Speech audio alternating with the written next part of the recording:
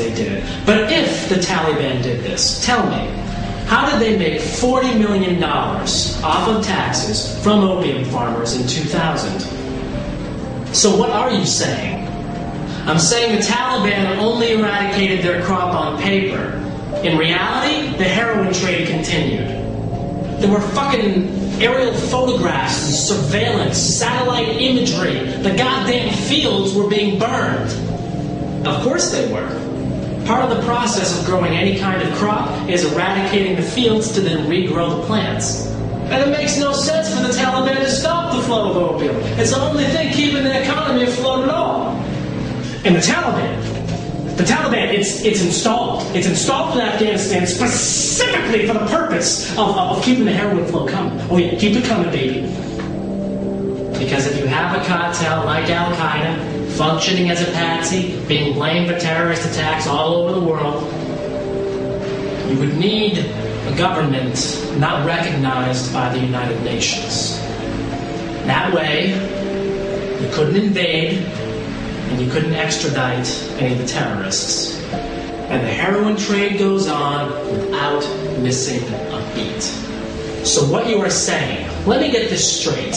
What you are saying is that the only reason they do 9/11 is specifically to hide the fact that Al-Qaeda is a drug cartel? Because I gotta tell you, that is the stupidest fucking thing I've ever heard in my entire life. 9/11 didn't just hide the opium trade.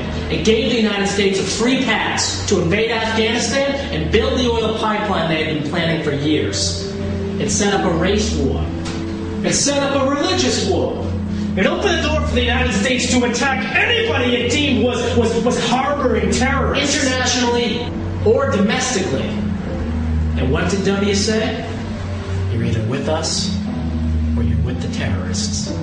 And 9/11 instilled in us the basest of all fears. Any time, any day, any place, an airplane, tall building, subway, shopping mall, grocery store, local newsstand, chemical, biological, nuclear, doesn't matter. 9/11 could happen again. And guess what? It will happen again. It's inevitable. This is a lifelong battle.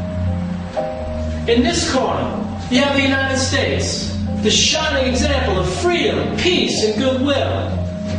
And in the other corner, you have Al-Qaeda, dirty, bearded, hate-mongering terrorists.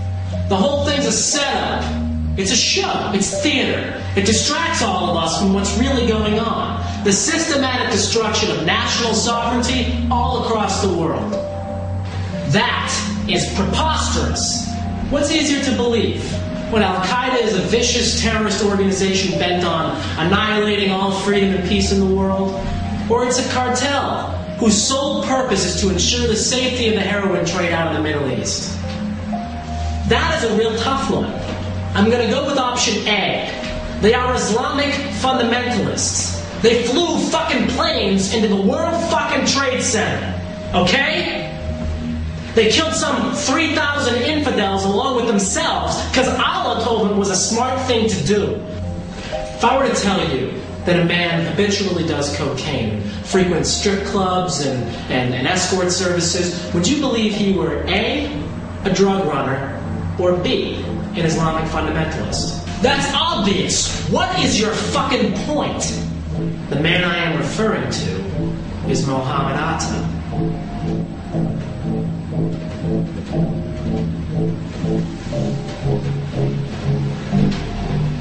Mohammed Atta did cocaine. Mohammed Atta was seen doing cocaine several times before 9/11. And what's more, Atta isn't seen doing this all by himself. Often, Rudy Deckers is with him, the guy who runs the flight school.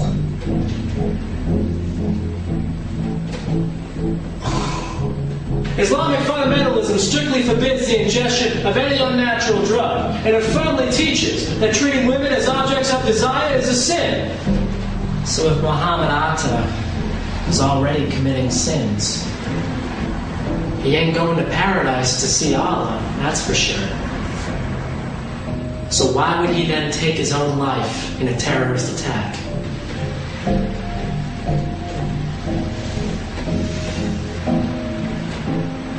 If you can conclude that Mohammed Atta did not fly one of those planes into the World Trade Center, then you must conclude something else happened on 9/11.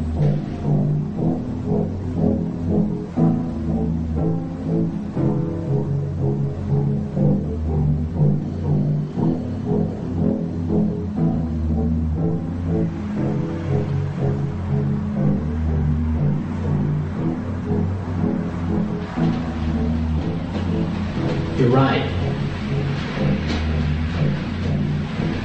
And that begs the question, what really happened on 9/11?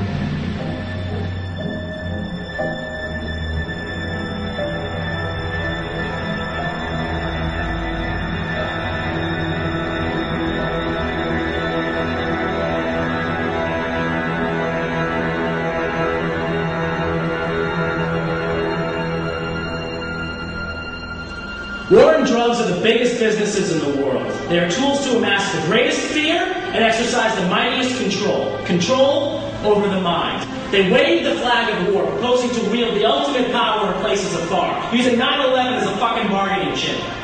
Support this war, or you're going to get attacked again.